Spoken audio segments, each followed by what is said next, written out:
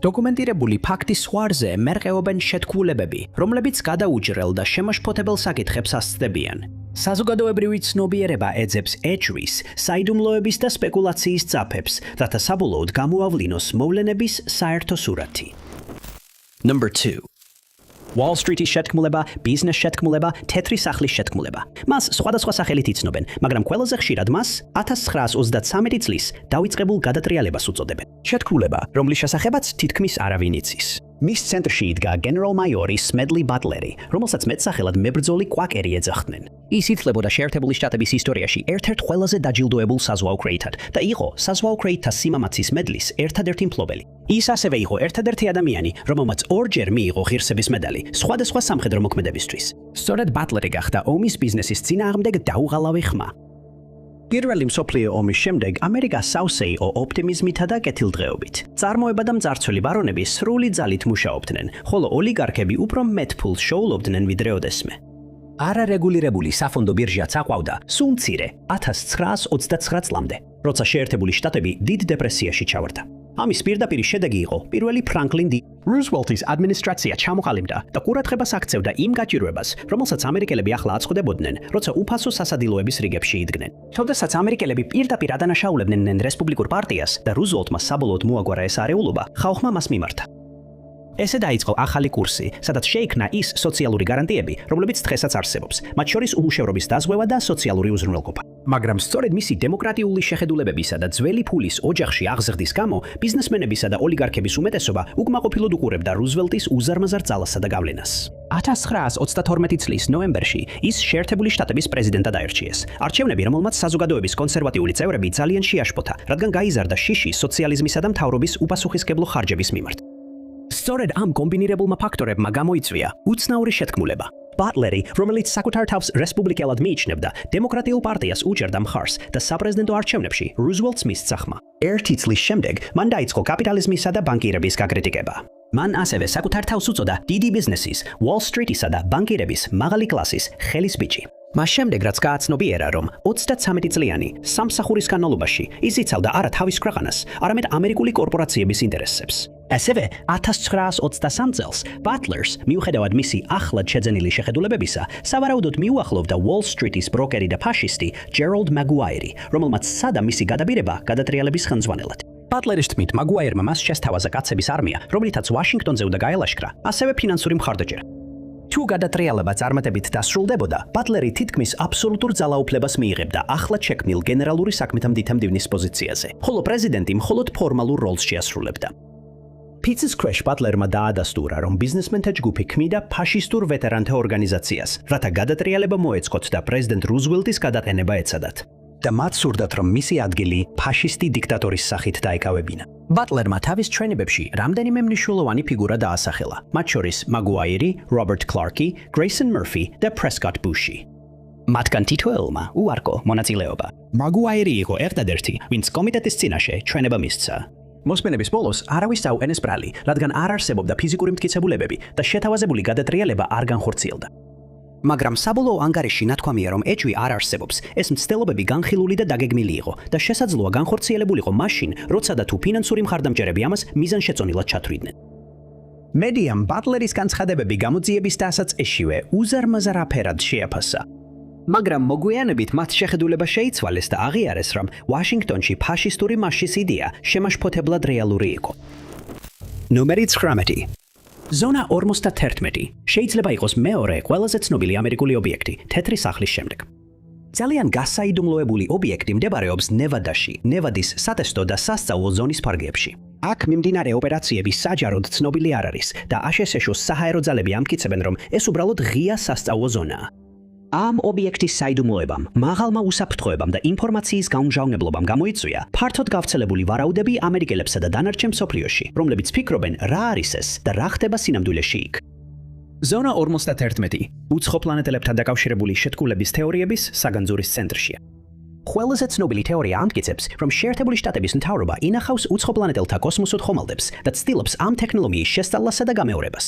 ზოგი შეთქმულების თეორიის საზოგადოება საუბრობს უცხო პლანეტელთა სხეულებსა და აუტოპსიებზე, რაც მიუთითებს, რომ ზონა 51 არის მოწინავე ლაბორატორია ან მორგი კოსმოსური სიცოცხლის ფორმებისთვის.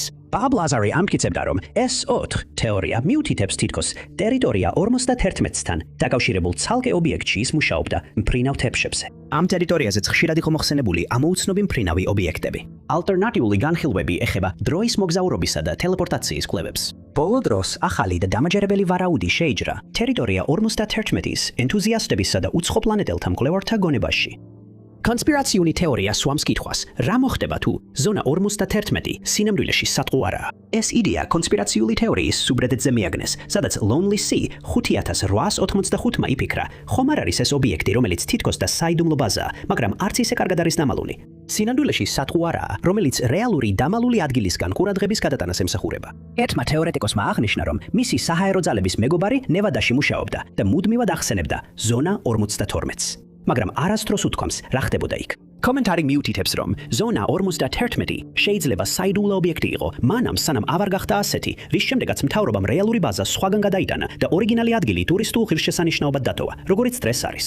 ბევრი სხვა Reddit-ის მომხმარებელი და თანაკონსპიროლოგი ასევე ფიქრობს, რომ ეს შეიძლება ასე იყოს და ამაში დარწმუნებულებიც არიან. ზონა 51 თავდაპირველად განკუთვნილი იყო უცხოპლანეტური სიცოცხლისა და ტექნოლოგიის კვლევისთვის, მაგრამ საბოლოოდ იმდენი ყურადღება მიიპორო, რომ საიდუმლო დარჩენა ვეღარ შეძლო. ამიტომაც ფარულად გადაიტანეს. ზოგიერთი ფიქრობს, რომ ახალი მისამართი მდებარეობს უსახელო კუნძულზე, რომელიც რუკებსა და Google Earth-ზე არ არის მითითებული. მაშინ კითხვა გახდა, თუ არეა 51 ნამდვილი ადგილი არ არის, მაშინ სად არის საიდუმლო სამთავრობო ბაზა, რომელიც როგორც ამბობენ, უცხო პლანეტელთა კვლევაზეა ორიენტირებული. Hepatatory ზონა 52 შეიძლება ნებისმიერ ადგილას იყოს. ალასკაში არის ბაზები, მაგალითად ჯბერი და EAFB. შეერთებულ შტატებში მდებარეობს Camp Bede, რომელიც CEA-ის ფარული ოპერაციების მკაცრად დაცული სასწავლო ბაზაა. ასევე Cheney-ის მთის კომპლექსი, რომელიც როგორც ამბობენ, კოსმოსური თავდაცვის მონიტორინგისთვის აშენდა. ესევე არსებობს თეორია, რომ ნამდვილი ბაზა შეიძლება მდებარეობდეს რთულად მისადგომ ადგილებში, მაგალითად გადაულახავ მთებში, გაგინულ ლანდშაფტებში ან ღრმა კანიონების ხეობებში. 19 ნომერი. არსებობს წინდების გაუჩინარების საკოლთაოდ ცნობილი ფენომენი, როდესაც ტანსაცმელი თავსდება დიდ მექანიკურ სარეც მანქანაში და მხოლოდ ნაწილი ბრუნდება უკან. მიუხედავად იმისა, რომ ამას ბევრი კომიკურ მოვლენად აღიქვამს და უბრალოდ იცინის, დაკარგული წინდების საიდუმლო, როგორც არ უნდა ჟღერდეს სასაცილოდ, ძალიან რეალურია. ტანსაცმლის ეს კონკრეტული ნივთი ქრება და ვერავინ, ვერც კი ექსპერტები ვერ ახერხებენ გაარკვიონ, სად აღმოჩნდა ის საბოლოოდ. ზოგმა ხუმრობით წარმოუდგენელი ისტორიებიც კი შეთხზა, მაშინ როცა სხვებმა ეს ფენომენი გააანალიზეს და სამუშაო ჰიპოთეზები შეადგინეს. ერთ-ერთი ესეთი ჰიპოთეზაა სივრცე დროის თეორია, რომელიც ვარაუდობს, რომ სარეცხი მანქანები და საშრობები ქმნიან პატარა ჭიის ხვრელებს. ამ მტკიცების მიხედვით, ამ მოწყობილობების მაღალი ბრუნვის სიჩქარე ქმნის ელექტრომაგნიტურ ველს, რომელსაც სივრცე დროის დამახრის უნარი აქვს. რის შედეგადაც წარმოიქმნება პატარა პორტალები, რომლებშიც ტანსაცმლის ნივთები, განსაკუთრებით კი წინდები, იწოვება. სარეცხი მანქანებისა და საშრობების ელექტროძრავებს მართლაც შეუძლიათ დაბალი სიხშირის მაგნიტური ველების წარმოქმნა, რომლებიც დაახლოებით 50-დან 60 ჰერცის ფარგლებშია. ჭიის ხვრელები ასევე თეორიული კონცეფციაა, რომელიც აინშტაინის ზოგადი ფარდობითობის თეს თეორიაში არსებობს და ისინი ჯერ არავის დაუნახავს. ამის მიუხედავად, ბოლო კვლევები ჭიის ხვრელის შესაძლო ექოებზე, ანუ იმ სიგნალებზე, რომლებიც ჭიის ხვრელის მეორე მხრიდან მოდის, მიუთითებს ექოს არსებობაზე. პულსი ვრჩება დაახლოებით 56 წერტილი 93 ჰერცზე, რაც ზუსტად იმ სიხშირის დიაპაზონშია, რომელსაც მბრუნავი საყოფაცხოვრებო ტექნიკის მიერ წარმოქმნილი მაგნიტური ველები ქმნის. თუმცა არ არსებობს მტკიცებულება, რომ ეს მოწყობილობები ქმნიან პატარა ჭიის ხვრელებს, რომლებიც წინდებს შთანთქავენ. მაგრამ, როგორც სხვა ყველა შეთქმულების თეორია, ეს იდეაც გამოიყენება იმისთვის, რომ ადამიანებს მიეცეთ შესაძლო ახსნა იმაზე, რასაც საერთოდ ვერ ვიგებთ. მაგრამ შემდეგ ერთმა ასპირანტმა სტუდენტმა თანდათან დაიწყო ამ ანომალიის საფუძვლიანი გამოძიება და დაიწყო იმით, რომ შეაფასა, რამდენი წინდა შეიძლება დაეკარგოს დედამიწის თითოეულ ადამიანს. საშუალოდ წელიწადში თითო ადამიანს 1.3 წინდა ეკარგება. შემდეგ შეადგინეს დროის ხაზი, რომელიც იწყებოდა სარეცხი მანქანების ფართოდ გამოყენების დაწყებიდან, ანუ 1956 წლიდან. ბოლოს სტუდენტმა გაითვალისწინა საშუალო წინდის მასა, რომელიც 25 გრამია. მილიარდობით ადამიანი 10 წლეულების განმავლობაში ყოველწლიურად მილიარდობით წინდას კარგავს, რის შედეგადაც ჩნდება რიცხვი, საკმაოდ დიდი რიცხვი.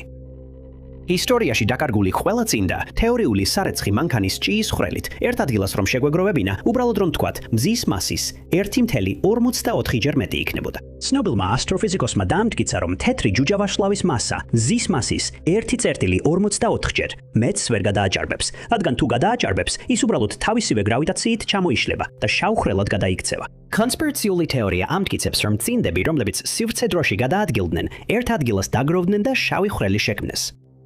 ყველა შემდეგი წინდა, რომელიც გაქრება, საბოლოოდ შავ ხვრელში ჩაითრება და უცნობ ადგილებში აღმოჩნდება. ეს მოსაზრება კონსპირაციებით გატაცებულებმა მიიღეს, რათა ახსნან, რატომ ჩნდება ხანდახან შემთხვევითი ტანსაცმლის ნივთები მათ სარეცხ მანქანებსა და საშრობებში. ნივთები, რომლებიც არასდროს ეკუთვნოდათ და არავინ იცნობს. ნომერი 17. იმიტომ რომ ისინი დღეს აღარ არსებობენ, რთულია გააცნობიერო გიგანტური ხვლიკების მსგავსი არსებების პლანეტაზე ხეტიალის კონცეფცია. ჩვენ მხოლოდ მათი ზოგადი ფორმები ვიცით, რადგან ისინი ნალექში გაქვავდნენ და მხოლოდ იმიტომ ვიცით, რომ ოდესმე არსებობდნენ, რომ ძვლები დაგვიტოვეს. ფიქრი იმაზე, რომ დედამიწაზე არსებობდნენ ცხოველები, რომლებიც არაფრით გავდნენ დღევანდელებს, ფანტასტიკურად, არარეალურად და მითიურად ჟღერს. ამ ლეგენდარული ნარატივის გამო საზოგადოების ბევრ წევრს აქვს საერთო წარმოდგენა, რომ შესაძლოა დინოზავრები საერთოდ არ არსებობდნენ. კალბი ნამარხების თეორია ამტკიცებს, რომ დინოზავრების ნაშთები განზრახ შეიქმნა და განთავსდა დედამიწაზე მთავრობის მიერ, რათა გაეგრძელებინათ ტყუილი, რომელსაც უბრალოდ არანაირი სარგებელი არ ექნებოდა. დინოზავრების ხსენების კიდევ ერთი ინტერპრეტაცია მათ დრაკონებად წარმოაჩენს და ვარაუდობს, რომ ზღაპრებში აღწერილი მითიური არსებები ოდესღაც დედამიწაზე დადიოდნენ დიდი ბიბლიური წარღვნის წინ. დინოზავრებთან დაკავშირებული ნაკლებად ცნობილი რწმენაა მარგინალური თეორია, რომელიც ამტკიცებს, რომ დინოზავრები ზებუნებრივი ქმნილებები იყვნენ, თითქოს და ნეფილიმების მიერ შექმნილნი. ნეფილიმები იდუმალე არსებები დაბადების წიგნში ჩნდებიან როგორც ღვთის ძეების და ადამის ქალიშვილების კავშირის ნაყოფი. მათი სახელი შეიძლება დაახლოებით ითარგმნოს როგორც დაცემულნი, რომლებიც წარმოადგენენ დიდ მებრძოლებსა და ბიბლიურ გიგანტებს, როგორც ეს აღწერილია ეზეკიელში და რიცხვთა წიგნში თათიგნში. ეს ფიგურები ყველაზე მცდარად აღწერეს როგორც ბოროტი ტირანები, რადგან მათი გამოჩენა ნოეს დიდი წარღვნის მოვლენას დაუკავშირეს. ნეფილიმების ზოგადად ბოროტ ინტერპრეტაციასთან ერთად, კონსპიროლოგებმა მათი საზიზღარი ქცევები დააკავშირეს დინოზავრების შექმნასთან. ამ ვარაუდის მიხედვით ნეფილიმებმა, რომლებიც ცდილობდნენ ღვთის ბუნებრივი წესრიგის დაცინვას, გააჯვარეს მიწიერი მხეცები არამიწიერ არსებებთან და შექმნეს ქიმერული დემონები. მათი მტკიცებით, დინოზავრები შესაბამისად დემონური არსებები არიან და არა ევოლუციური წინაპრები. კონსპირაცია უკავშირდება ხარვეზის თეორიასაც, ანუ დაუფიქსირებელ ინტერვალს დაბადების წიგნის 1:1-სა და 1:2-ს შორის, სადაც ადამიანამდე არსებული სამყარო შეიქმნა, განადგურდა და 6 ნამდვილი დღის შემდეგ აღდგა. მათ ახსნით, დაბადების 1:1 არის სიცოცხლის თავდაპირველი შექმნა, ხოლო 1:3-ის ხელახალი შექმნა. ამიტომ 1:2 ინტერპრეტირდება როგორც დიდი განადგურების მომენტი, რომელიც ცნობილია როგორც ლუციფერის წარღვნა. ამ შეხედულებით დინოზავრები მიეკუთვნებიან ადამიანამდე არსებულ სამყაროს, რომელიც სატანის გავლენის ქვეშ მოექცა. მათი დემონური ბუნების გამო დინოზავრები განადგურდნენ ბიბლიური წარღვნის შედეგად, მათი ძვლები კი დარჩა როგორც დავიწყებული ეპოქის მოწმობა, როცა ისინი ამაზრზენ არსებებად დაძრწოდნენ. ამ თეორიის მიხედვით, დინოზავრების ნამარხები წარმოიშვა ადამისა და ევას შექმნამდე არსებულ პერიოდიდან, შესაბამისად ნეფილიმებამდე. დამკვიდრებული თეოლოგია და პალეონტოლოგია კი უარყოფს ამ ორივე დემონური დინოზავრების ინტერპრეტაციას. არ არსებობს მტკიცებულება, რომელიც ამ თეორიებს ან შემოთავაზებულ დროის ხაზებს ამყარებს და ეს უბრალოდ კიდევ ერთ მცდელობად მიიჩნევა, რომ გავიგოთ ისტორიის გაუგებრობა. ნომერი 16. მთვარესთან ბევრი შეთქმულების თეორიაა დაკავშირებული, როგორ უკავშირდება სავსე მთვარე გიჟურ ქცევას, ან როგორ არის ის უცხოპლანეტელი არსებებით დასახლებული. ზოგიერთი ფიქრობს, რომ ეს ბუნებრივი თანამგზავრი სინამდვილეში ღრუ კოსმოსური ხომალდია, მაშინ როცა სხვები ამტკიცებენ, რომ NASA-ს სინამდვილეში არასდროს განუხორციელებია მის ზედაპირზე დაშვება. 30-იანი და 40-იანი წლების გერმანელი დიქტატორი, ასევე უამრავი დაუჯერებელი ისტორიის საგანია. იმაზე თითქოს ის სინამდვილეში არასდროს დაღუპულა და ამის ნაცვლად არგენტინაში გაიქცა. ან იმაზე თითქოს მესამე რაიხმა ანტარქტიდაზე საიდუმლო ბაზა 211 დაარსა. ზოგი ამტკიცებს, რომ ამავე ჯგუფმა შექმნა მფრინავი დისკოები, ვრილიან ჰანიბუს აპარატები, რომლებიც უცხოპლანეტელთა ხომალდებს ჰგავდა. ესევე ამტკიცებდნენ, რომ მათ ჰქონდათ გარკვეული განვითარებული ოკულტური ტექნოლოგიები. მესამე რაიხი და მათი დიქტატორი ასევე რჩებიან შეთქმულების თეორიის პერსონაჟებად, რომელიც გვაბრუნებს ციურ სხეულთან ან ფრაზასთან, კაცი მთვარეზე, რომელიც სრულიად ახალ მნიშვნელობას იძენს. ძირითადი შეთქმულების თეორეტიკოსების რწმენით, სხვა საკითხებთან ერთად, გერმანიის მესამე რაიხის ნაციონალ-სოციალისტებმა 30-იან და 40-იან წლებში ტექნოლოგია შეიმუშავეს. ეს ტექნოლოგია თავისი ეპოქისთვის უკიდურესად განვითარებული იყო და მათ საშუალება მისცა ვარსკვლავებში აფრენილიყვნენ და ისტორიაში პირველი მთვარის დაშვება განეხორციელებინათ. ეს იდეა მეორე მსოფლიო ომის შემდეგ გაჩნდა. როდესაც გავრცელდა ინფორმაცია, რომ გერმანელი ასტრონავტები კოსმოსურ ხომალდში ავიდნენ, მათ ატმოსფერო დაატოვეს და მთვარეზე დასხდნენ. მოვლენა, რომლის დოკუმენტირებაც ვერ შეძლეს. თუმცა ანგარიშის არ არსებობა შესაძლოა ნაციონალ-სოციალისტების განზრახვაც ყოფილიყო. თეორეტიკოსების თქმით, მთვარეზე ყოფნისას არმიამ დააარსა უმკაცრესად გასაიდუმლოებული ობიექტი, რომლის შესახებაც აბსოლუტურად არავის უნდა სცოდნოდა. ეს 10 წლეულების წინანდელი კონცეფცია იმდენად გავრცელდა, რომ ზოგიერთმა ივარაუდა თითქოს დიქტატორი მთვარეზე გაიქცა და თავისი დარჩენილი დღეები მთვარის მიწისქვეშა ბაზაზე გაატარა, საზოგადოების რისხვისგან უსაფრთხოდ. თეორეტიკოსებმა ასევე გაავლეს პარალელები ამ იდეასა და იმ ეპოქაში მფრინავი თეფშების მოულოდნელად გახშირებულ ხილვებს შორის. კერძოდ ისინი მიუთითებდნენ როუზუელზე, ნიუ-მექსიკოში, 1947 წლის ინციდენტზე და ამტკიცებდნენ, რომ მის უკან ნაციონალ-სოციალისტები იდგნენ. დაკავშირებული თეორიების მიხედვით, არმიამ და დიქტატორმა თავიანთი თავგადასავლების დროს რამდენიმე უცხოპლანეტურ რასასაც კი შეხვდნენ.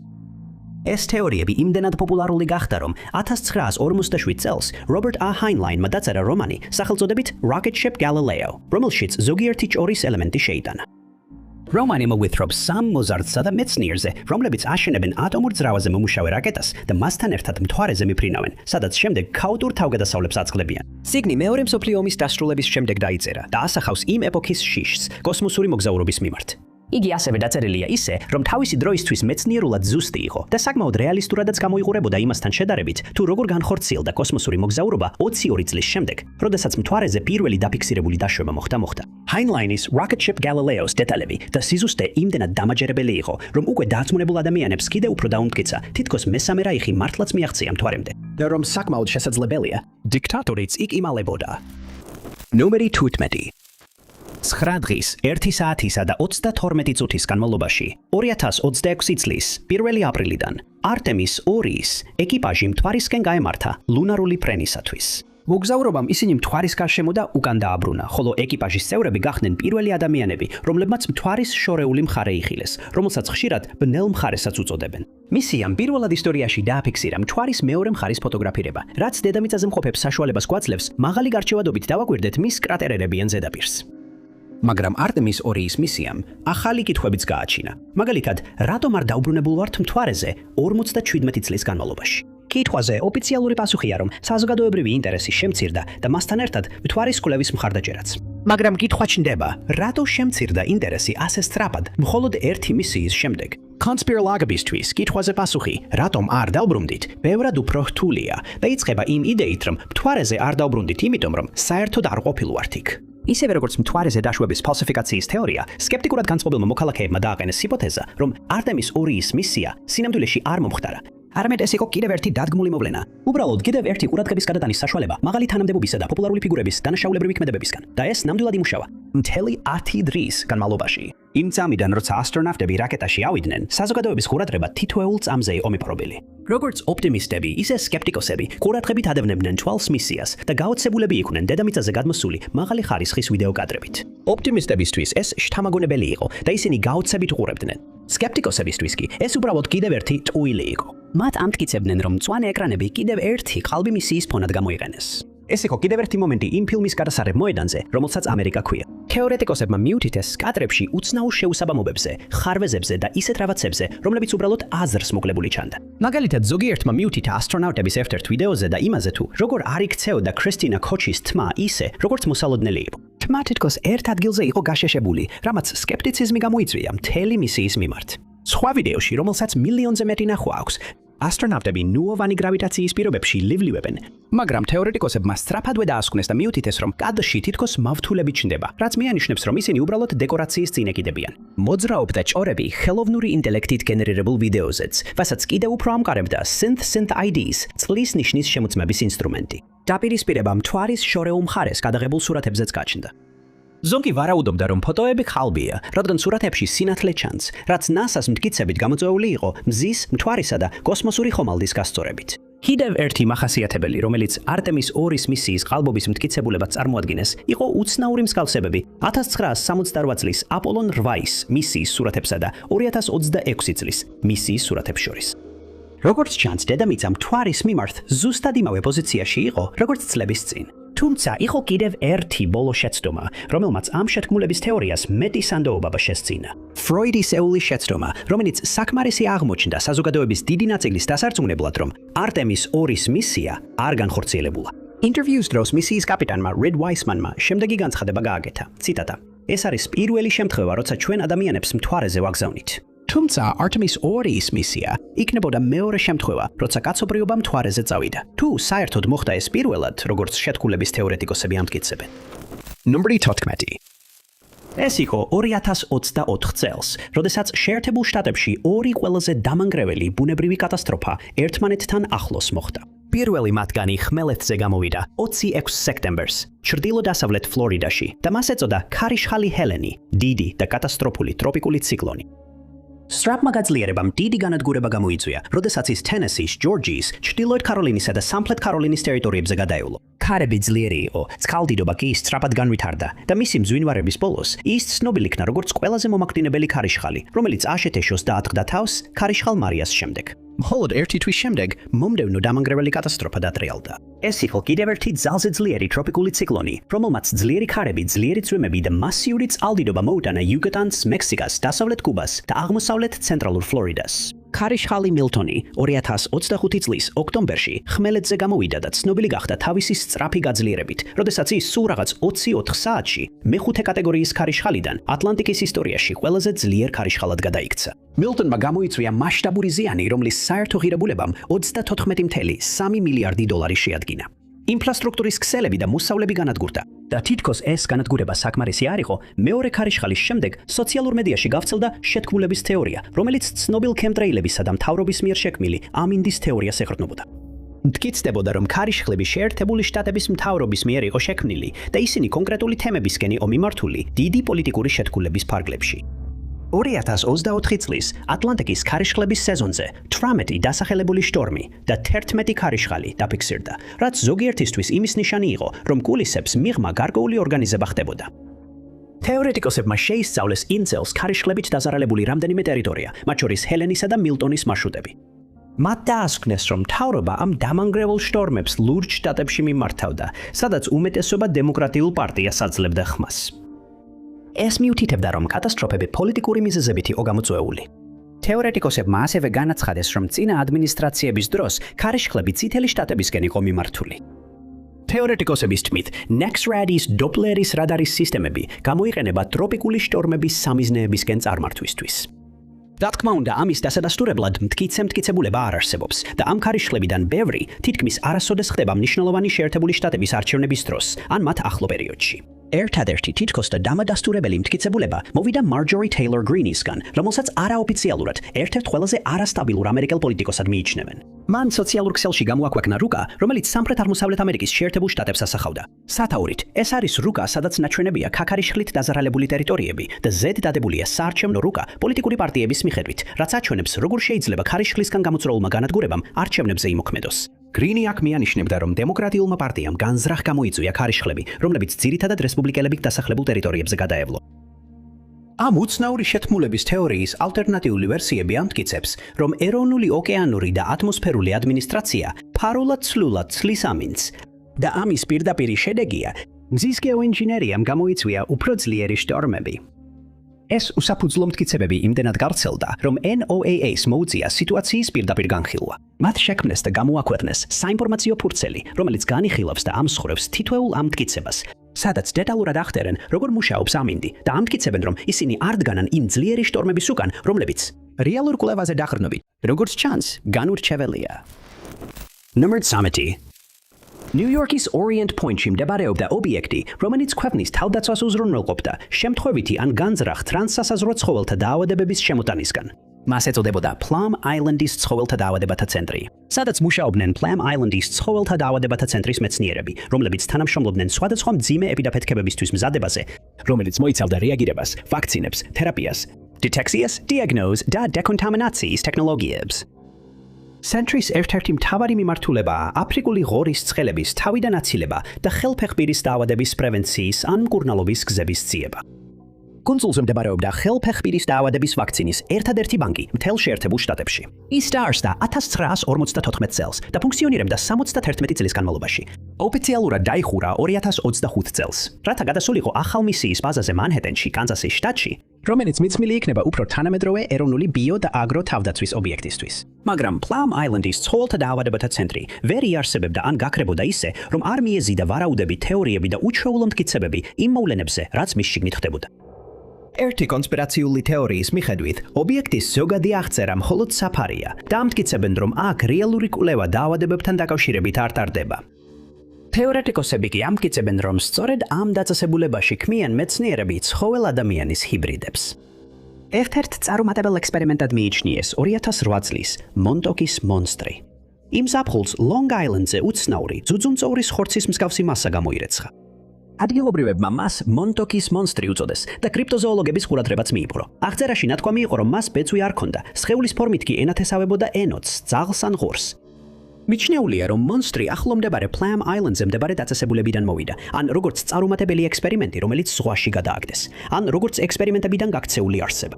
კიდევ ერთი შეთქმულების თეორია ამტკიცებს, რომ ამ დაწესებულებაში მომუშავე მეცნიერები ეროვნული მეცნიერები იყვნენ, რომლებიც მთვარეზე უცხო პლანეტელების ბაზის თეორიის მსგავსად უცხო პლანეტელთა ტექნოლოგიას ავითარებდნენ. უფრო რეალისტურ განხილვაში, თეორეტიკოსები ვარაუდობენ, რომ Plum Island-ი სინამდვილეში საიდუმლო ადგილია, სადაც მთავრობა ბიოლოგიური ომის იარაღებს, მაგალითად ლაიმის დაავადებას აწარმოებს. 2019 წელს საზოგადოების სკეპტიკოსებმა ეს დაწესებულება დაადანაშაულეს ლაიმის დაავადების ამერიკაში გავრცელებაში, მიუთითეს, რომ 70-იან წლებში იქ ტკიპებზე ექსპერიმენტებს ატარებდნენ, რაც მას შემდეგ გავრცელებული მოსაზრებაა. მიუხედავად იმისა, რომ ეს თეორია დიდი ხანია უარყოფილია, ერთ მთელ საზოგადოებასაც კი ჯიშჯეროდა, რომ ლაიმის დაავადება განზრახ გავრცელდა პოლიტიკური მიზეზებით და მისი როგორც პოტენციური ბიოიარაღის გამოსაცდელად. Plum Islands კიდევ რამდენიმე უსაფუძვლო შეთქმულების თეორიასთან აკავშირებენ, რის გამოც მას საშინელებათა კუნძულის წოდება მიენიჭა. შემდგომი წერილებისა და გაურკვეველი ეჭვების საგანი გახდა, რომლებიც ეხებოდა ჩრდილოვანი მთავრობის მიერ მხარდაჭერილ საიდუმლო ობიექტებს. Nobody tormenty. Rashwellis incident-ი ერთ-ერთი ყველაზე ცნობილი და კარგად დოკუმენტირებული მოვლენაა, რომელიც უკავშირდება ამოუცნობ მფრინავ ობიექტებსა და უცხო პლანეტელებთან დაკავშირებულ შეთქმულებებს. 1947 წელს, როგორც ჩანს, მაღალ სიმაღლეზე გაშვებული ბუშტი ჩამოვარდა როსველის მახლობლად ნიუ-მექსიკოში, vis გამოც შეერთებული შტატების საჰაერო ძალები მივიდნენ ადგილზე, რათა ჩამოვარდნილი ობიექტი ამოეღოთ. თუმცა ამ რეაქციამ უამრავი შეთქმულების თეორია გააჩინა. სკეპტიკოსები კი ამტკიცებდნენ, რომ აქ უცხო პლანეტელები იყვნენ ჩართული. სამხედროებმა გაზარდეს საზოგადოებრივი ინტერესი, როდესაც განაცხადეს, რომ ნამსხვრევები მფრინავი დისკოსგან იყო. მოგვიანებით მათ უარყვეს თავიანთი თავდაპირველი განცხადება და განაცხადეს, რომ ეს ნაწილები ეკუთვნოდა ამინდის ბუშტს, რომელიც საიდუმლო პროექტ მოგულის ნაწილი იყო და მიზნად ისახავდა საბჭოთა ბირთვული გამოცდები გამოჩენების აღმოჩენას. თუმცა ეს უკანდახევა საკმარისი არ აღმოჩნდა ფართოდ გავრცელებული შეთქმულების თეორიების დასაცხრობად. პირიქით, მან კიდევ უფრო გააძლიერა ისინი, რადგან ბევრს სჯეროდა, რომ მთავრობა ახლა უკვე ცდილობდა უცხო პლანეტელების არსებობის დაფარვას. მოვლენა ასევე მოხდა იმ პერიოდში, როდესაც ქვეყანაში მფრინავი თებშების ბუმი იყო, ცაში უცნაური ობიექტებისა და უცხო პლანეტელის სტუმრების შესახებ ცნობებით. უცხო პლანეტელებისადმი ენთუზიაზმის ფონზე როზუელის ინციდენტმა სხვა შესაძლო ახსნებიც მიიზიდა, რომლებიც შეთქმულების თეორიების ავტორებმა გამოიგონეს იმის გასაგებად, თუ რა მოხდა იქ. ერთ-ერთი ახსნა სვამდა კითხვას: ხომ არ იდგნენ საბჭოთაები როზუელის ამოუცნობ მფრინავ ობიექტის უკან? ეს კითხვა გაჩნდა მას შემდეგ, რაც უცნობმა წყარომ, რომელმაც თავი ინჟინრად წარადგინა კომპანია EG&G-დან, ასეთი ინფორმაცია გაავრცელა. კომპანია მუშაობდა არეა 51-ში, იმ სავარაუდო საიდუმლო ბაზაზე, სადაც უცხო პლანეტელებზე ექსპერიმენტები და ტექნოლოგიების მოპოვება მიმდინარეობს. ამ წყაროს მიხედვით, მან როზუელის ავარიის ნარჩენები შეისწავლა კიდევ 4 EG&G ინჟინერთან ერთად და იმაზე დაკრდნობით, რაც ნახა და საკუთარი მოსაზრებებით, მან ჩამოაყალიბა აზრი, რომ როზუელის ინციდენტი საბჭოთა კავშირს უკავშირდებოდა.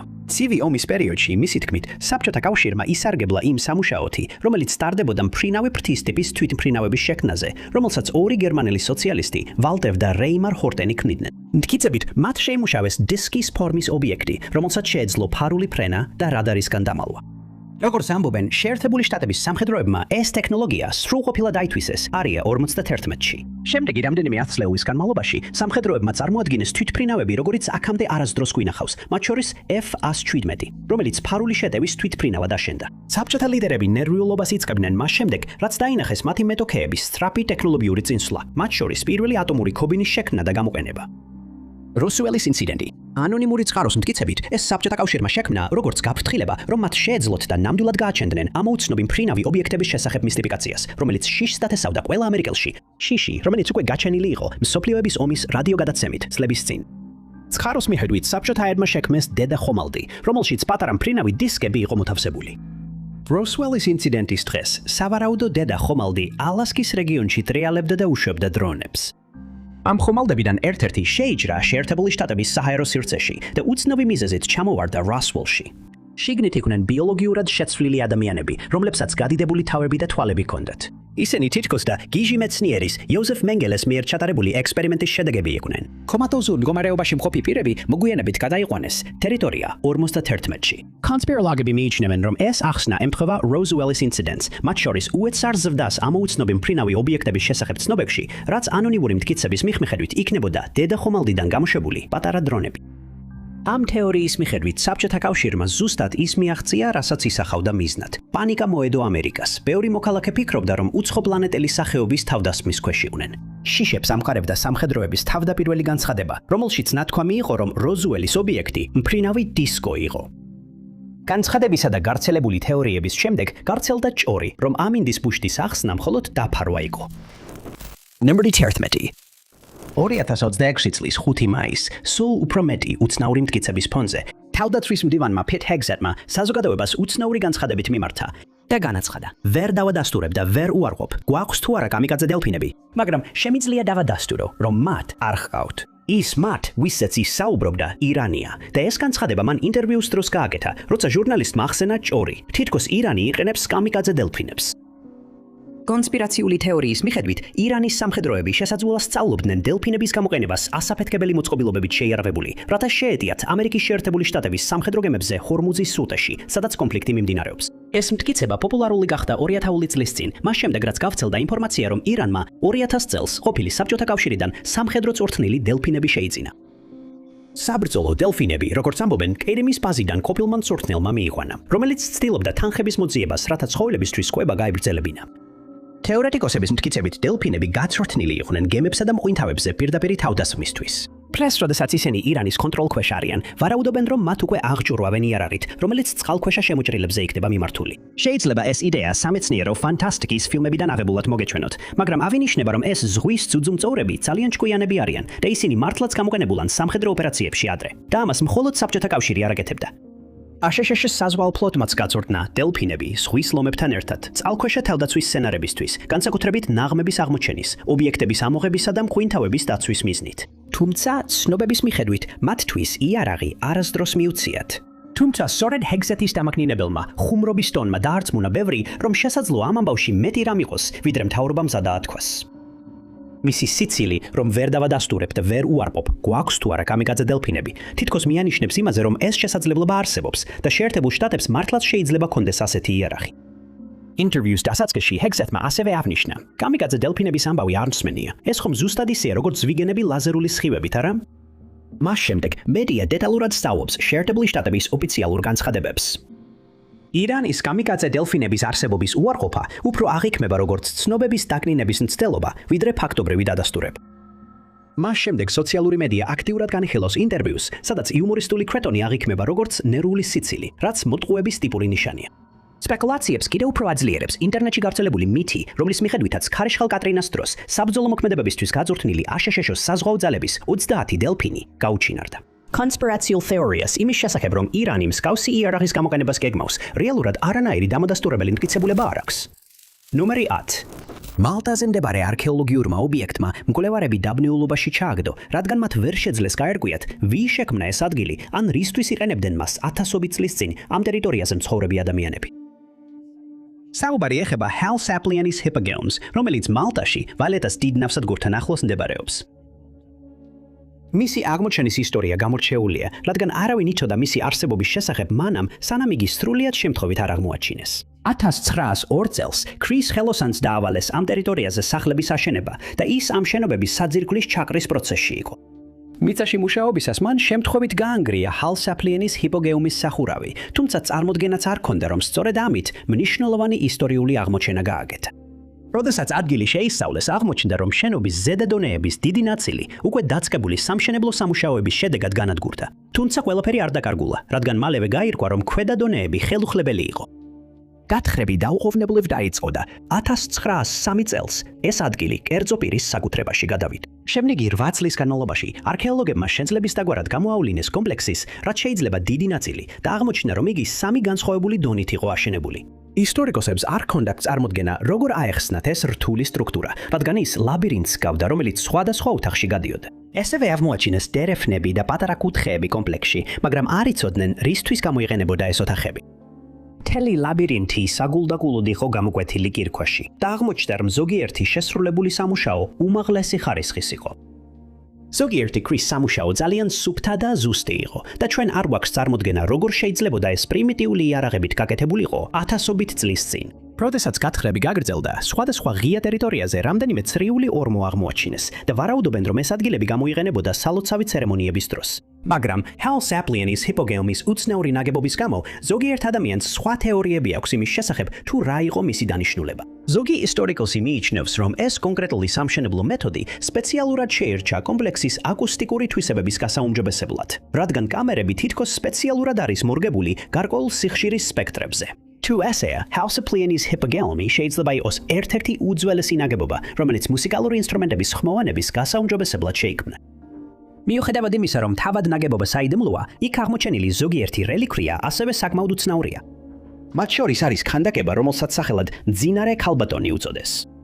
მიჩნეულია, რომ ის დედა ბუნებას ასახავს, ან ზოგიერთი მეცნიერის აზრით, სიცოცხლის დასასრულის სიმბოლოა.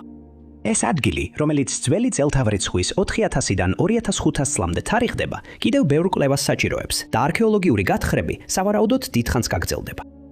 იმედია, კვლევები მეტ ინფორმაციას გამოავლენს ამ საიდუმლო ხალხზე და იმაზე, თუ როგორ ცხოვრობდნენ ისინი მაშინ.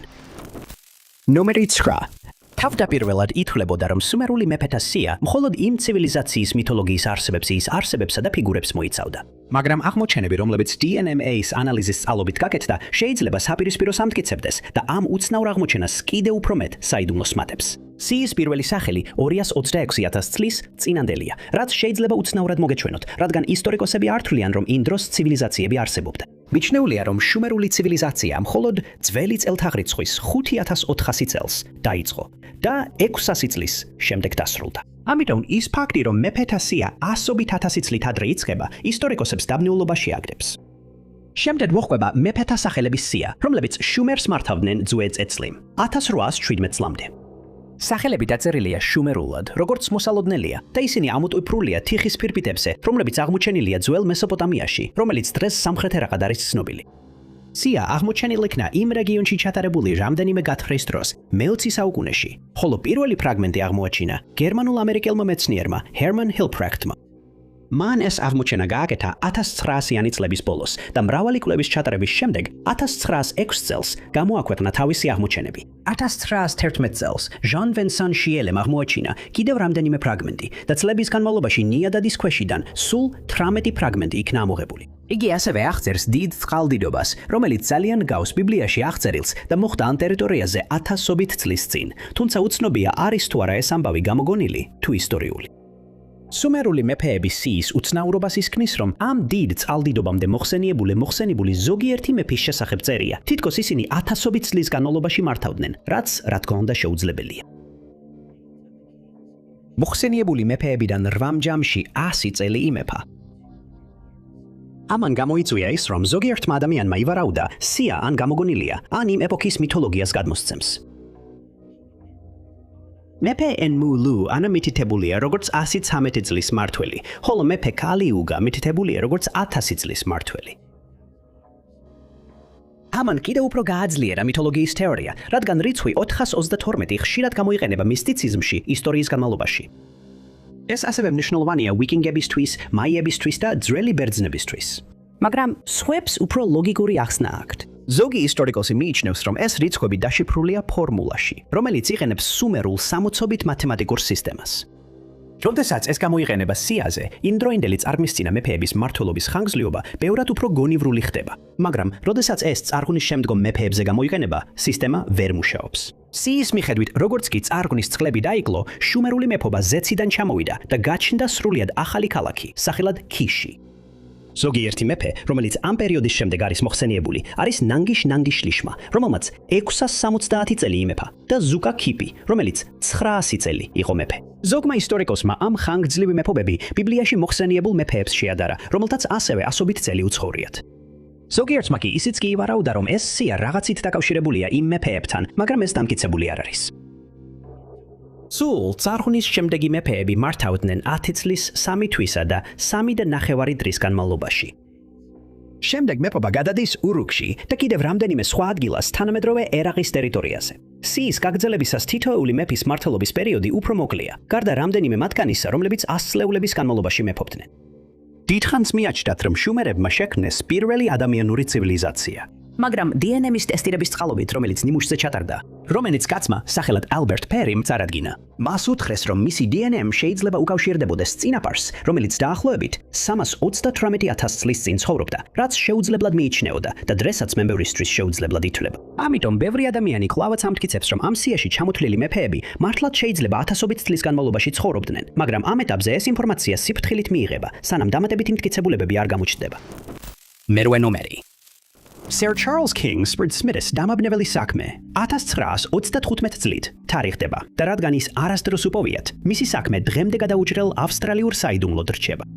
Smith's სიცოცხლეში საკმაოდ დიდი სახელი ჰქონდა, რადგან მას აღიქვამდნენ როგორც გამოცდილ ავიატორს, რომელიც დიდ მომხიბლულობას ასხივებდა. მისი კარიერა აღინიშნებოდა მრავალი მიღწევით, რომელიც მანამდე არავის ჰქონდა შესრულებული. მაგალითად, ავსტრალიის მთლიანად გადაფრენა შეუსვენებლად. ავსტრალიიდან ახალზელანდიაში გადაფრენა, შემდეგ ავსტრალიიდან ლონდონში გადაფრენა და წყნარი ოკეანის აღმოსავლეთის მიმართულებით პირველი გადაფრენის შესრულება. ყველა ეს მიღწევა თავისთავად გამორჩეულია, მაგრამ ისინი დაჩრდილულია იმ მოვლენებით, რაც 1935 წელს მოხდა. ეს დაიწყო იმ წლის 7 ნოემბერს, როდესაც სმითმა გადაწყვიტა ლონდონიდან ავსტრალიაში დაბრუნება თვითმფრინავით. ამ დროისთვის სმითი, ან როგორც მეგობრები ეძახდნენ, სმითი, 38 წლის იყო და გადაწყვიტა ფრენა თომი პეზერბრიჯთან ერთად გაეზიარებინა. იმ საღამოს, როდესაც მზე ჩადიოდა, წყვილი ერთსრავიან თვითმფრინავში სახელად Lady Southern Crossy აფრინდა. ისინი ინდოეთის ქალაქ ალაჰაბადში შეჭერდნენ საწვავის შესავსებად, რის შემდეგაც სინგაპურისკენ გაემართნენ. ისინი ჰაიერში შენიშნეს, როდესაც სხვა პილოტს Jimmy Melrose ჩაუარეს. Jimmy მაშინვე შეატყობინა ამის შესახებ, რადგან ძალიან აღფრთოვანებული იყო, რომ ცნობილ დუეტს შეხვდა. მიჩნეულია, რომ Melrose იყო ბოლო ადამიანი, რომელმაც სმითი და პეზერბრიჯი ნახა, სანამ ისინი გაუჩინარდებოდნენ. უნდა აღინიშნოს, რომ მას შემდეგ, რაც სმითი ახალგაზრდობაში ბონდი ბიჩის თავზე ფრენისას სიცოცხლის თითქმის სიცოცხლის გამოეთხოვა, მას აკვაფობია განუვითარდა. ეს იმას ნიშნავდა, რომ როცა წლის თავზე დაფრინავდა, პანიკური შეტევები ემართებოდა. თუმცა უცნობია, რაიმე კავშირი ჰქონდა თუ არა ამას მის გაუჩინარებასთან, თუმცა ეს ნაკლებად სავარაუდოა, რადგან მასთან ერთად მეორე პილოტიც იყო, რომელსაც ნებისმიერ მომენტში შეეძლო თვითმფრინავის მართვის გადაბარება. როდესაც ისინი დანიშნულების ადგილზე არ მივიდნენ, მრავალი თეორია გაჩნდა იმის შესახებ, თუ რა შეიძლებოდა მომხდარიყო მათთან. უმეტესობა ფიქრობდა, რომ მათ თვითმფრინავი მიანმარში, აილენდზე, მაღალ ხეებში ჩამოვარდა და ამისთვის კარგი მიზეზიც ჰქონდათ. სმითის მიერ გამოყენებულ რუკაზე ეს კუნძული ჯერ არ იყო აღნიშნული, ამიტომ შეიძლება დაევიწყებინა, რომ ის მის მარშრუტზე იყო. გარდა ამისა, თვითმფრინავის შასის ერთი ნაწილი კუნძულზე აღმოაჩინეს წყვილის გაუჩინარებიდან დაახლოებით 18 თვის შემდეგ. მათი გაუჩინარებიდან 3 თვის შემდეგ კიდევ ერთმა ავიატორმა განაცხადა, რომ კუნძულზე რამდენიმე მაღალი ხე დაინახა, რომელიც შუაზე იყო გატეხილი. მაგრამ რადგან სხვა ნამსხვრევები აღარ აღმოაჩინეს, ვერ დადგინდა იყო თუ არა ეს სმითის თვითმფრინავის ავარიის შედეგად გამოწვეული. ზოგი ადამიანი ფიქრობს, რომ შასის ნაწილი უბრალოდ კუნძულზე გამოირეცხა და სინამდვილეში სმითის თვითმფრინავი ბევრად უფრო სამხრეთით ჩამოვარდა. მას შემდეგ რამდენიმე ადამიანმა, მათ შორის ისტორიკოსმა იან მაკენზიმ, კუნძული დამატებითი მტკიცებულებების საპოვნელად გაჩხრიკა, მაგრამ უშედეგოდ. რადგან მეტი არაფერი აღმოაჩინეს, სმითისა და პეზერბრიჯის გაუჩინარების საქმეები დღემდე ამოუხსნელია და იმ ღამით მომხდარი მოვლენები შესაძლოა არასოდეს გახდეს ცნობილი. ნომერ 7. ყოველთვის შემაშფოთებელია, როდესაც მტკიცებულება აღმოჩნდება, რომ ადამიანი, რომელიც გარდაცვლილად მიიჩნეოდა, სინამდვილეში სადღაც ცოცხალია, მის მეგობრებსა და ოჯახს კი ამის შესახებ არაფერი იციან. მიუხედავად იმისა, რომ Herschel Greenspans მეორე მსოფლიო ომის გადარჩენა საბოლოოდ არასდროს დამტკიცებულა, ერთი ფოტო თითქოს მიუთითებს, რომ ეს მართლაც ასე იყო. Greenspan, რომელიც ჰანოვერიდან გერმანიიდან იყო, ოფიციალურად არასდროს გამხდარა გერმანიის მოქალაქე. 1913 წლის გერმანიის მოქალაქეობის კანონის წყალობით, რომლის მიხედვითაც გერმანიაში დაბადებული ბავშვი მოქალაქეობას მხოლოდ იმ შემთხვევაში იღებდა, თუ ორივე მშობელი იქ იყო დაბადებული. ამის ნაცვლად, პირველი მსოფლიო ომის დასრულების შემდეგ ის და მისი ოჯახი პოლონეთის მოქალაქეები გახდნენ. ჰანოვერში ცხოვრებისას გამოცხადდა, რომ გერმანიაში მცხოვრებ ყველა პოლონელ ებრაელს დააპატიმრებდნენ და გრინშპანის ოჯახიც იმ 12,000 ადამიანს შორის იყო, ვინც დააგავეს. მათ მთელი ქონება და მიწები ჩამოართვეს და იძულებულნი გახდნენ პოლონეთში დაბრუნებულიყვნენ მატარებლით. როცა საზღვარს მიაღწიეს, დაახლოებით 2 მილი ფეხით უნდა გაევლოთ ქალაქამდე მისასვლელად, მაგრამ შესვლა აუკრძალეს და საზღვარზე დარჩენა მოუწიათ, სადაც მათ წითელი ჯვარი უვლიდა. პირობები საშინელი იყო და ბევრი ადამიანი დაავადდა. გრინშპანი ვეღარ უძლებდა ამგვარ მოპყრობას, ამიტომ მან ბოროტი გეგმა შეიმუშავა. ფულის მოპოვების შემდეგ მან შეიძინა ცეცხლსასროლი იარავი და გაემგზავრა პარიზში, გერმანიის საელჩოში. მან მოითხოვა საელჩოს მოხელესთან საუბარი, თავი ჯაშუშად გააცნო და განაცხადა, რომ მნიშვნელოვანი ინფორმაცია ჰქონდა გასაცემი. მან განაცხადა, რომ ინფორმაციას მხოლოდ ელჩს გადასცემდა, რომელსაც მისი აღმატებულება უწოდა. თუმცა მას მხოლოდ ერნსტ ფონ რატთან, დაბალი რანგის მოხელესთან საუბარს დასჯერდა. ის მიიყვანეს ფონ რატის კაბინეტში, სადაც სთხოვეს განეხილა აღნიშნული ინფორმაცია, მაგრამ ამის ნაცვლად გრინშპანმა იარაღი ამოიღო და გაისროლა. ის მაშინვე დააკავეს და მან სრულად აღიარა დანაშაული. გრინშპანი გარკვეულწილად ცნობილ პიროვნებად იქცა თავისი დაუფიქრებელი ქმედების გამო და მან რამდენიმე ინტერვიუ მისცა პარიზის ფრენეს ციხეში ყოფნისას. ბრალდების მხარემ სცადა მისი გერმანიაში დაბრუნება სასამართლოს წინაშე წარსადგენად, მაგრამ ფრანგულმა მთავრობამ უარი განაცხადა. ის საბოლოოდ ბურგასში გადაიყვანეს, მაგრამ როდესაც მას და კიდევ რამდენიმე პატიმარს იქ გადახავდათ, მათზე გერმანული თვითმფრინავები დაესხნენ თავს. ზოგიერთმა პატიმარმა ამ ქაოსის დროს გაქცევა მოახერხა და მიიჩნიეს, რომ გრინშპანი მათ შეუერთდა, რადგან ის არ იყო იმათ შორის, ვინც საბოლოოდ ბურგასში ჩავიდა. თუ ეს სწოდნოდა, ალბათ გაიქცეოდა, მაგრამ ამის ნაცვლად ბურგასში ფეხით წავიდა, სადაც პოლიციას ჩაბარდა და აუხსნა, რომ უბრალოდ უკან დარჩა, როცა თავდასხმის შემდეგ დანარჩენი პატიმრები შეაგროვეს. შემდეგ თულუსში დააპატიმრეს, მაგრამ გერმანელები მაინც ეძებდნენ მას. იმ დროისთვის საფრანგეთი უკვე დანებებული იყო, ამიტომ მათ მოითხოვეს გრინშპანის გადაცემა, მიუხედავად იმისა, რომ მას გერმანიის მოქალაქეობა უარყოფილი ჰქონდა. საფრანგეთის მთავრობა ამ მოთხოვნას არ შეეწინააღმდეგა და გრინშპანი პრინც ალბრეხტ შტრასეზე დაამწყდიეს. ის საბოლოოდ მაგდებურგში გადაიყვანეს, მაგრამ ამის შემდეგ მისი ბედი უცნობია. ზოგი ადამიანი ფიქრობს, რომ ის პატიმრობაში გარდაიცვალა, მაგრამ სხვები ვარაუდობდნენ, რომ მან ომი გადაიტანა და პარიზში გადავიდა. ეს თეორია 1946 წელს გაძლიერდა, როდესაც გამოჩნდა ფოტო, რომელზეც ბევრი ადამიანის აზრით გრინშპანი იყო გამოსახული. ფოტო გერმანიაში იყო გადაღებული და მიუხედავად იმისა, რომ არასდროს დადასტურებულა, ნამდვილად გრინშპანი იყო თუ არა ის, ბევრი ადამიანი ფიქრობს, რომ მან შეძლო გრძელი ცხოვრება გაეტარებინა გერმანიის ხელისუფლების შეუმჩნევლად. Number 6. სამხედრო პერსონალი 10 წლეულებია იუწყება, რომ ცაში უცნაურ ნათებებს ხედავს და 2 პილოტის, ფელიქს მონკლას და რობერტ ვილსონის გაუჩინარების ამოუხსნელი შემთხვევაც გამონაკლისი არ არის. ინციდენტი მოხდა 1953 წლის 23 ნოემბრის ღამეს. ყველა მონაცემით ეს იყო ქარიშხლიანი ღამე. დააშენდა შიშის საჰაერო თავდაცვის სარდლობის წევრები, რომლებიც კანადის საზღვართან ახლოს იყვნენ განლაგებულნი, დაეჭვდნენ, როდესაც თავიანთ რადარზე თვითმფრინავის მიახლოება შენიშნეს. თავდაპირველად ვარაუდობდნენ, რომ ეს შეიძლება კანადური თვითმფრინავი ყოფილიყო, მაგრამ დასაზუსტებლად ახლომდებარე კინროსის საჰაერო ბაზიდან F-89C სკორპიონის ტიპის რეაქტიული თვითმფრინავი აფრინდა სიტუაციის გასარკვევად. თვითმფრინავში იმყოფებოდნენ პირველი ლეიტენანტი ფელიქს მონკლა, რომელიც მართავდა თვითმფრინავს, და მეორე ლეიტენანტი რობერტ ვილსონი, რომელიც რადარით აპარატის თავთვალზე იყო პასუხისმგებელი. შემდეგი რამდენიმე თვის განმავლობაში ცაში ძალიან უცნაური მოვლენები განვითარდა და უფოლოგების თქმით ეს შემთხვევა ერთ-ერთ ყველაზე უცნაურ სამხედრო უფოს ნახვად იქცა, რაც კი ოდესმე დაფიქსირებულა. მიჩნეული იყო, რომ აპარატის პოვნა შედარებით მარტივი იქნებოდა, მაგრამ ასე არ მოხდა. როგორც კი რეაქტიული თვითმფრინავი აფრინდა, ვილსონს უჭირდა აპარატისთვის რადარით თვალისდევნება, მაგრამ ის მუდმივად იცვლიდა კურსს.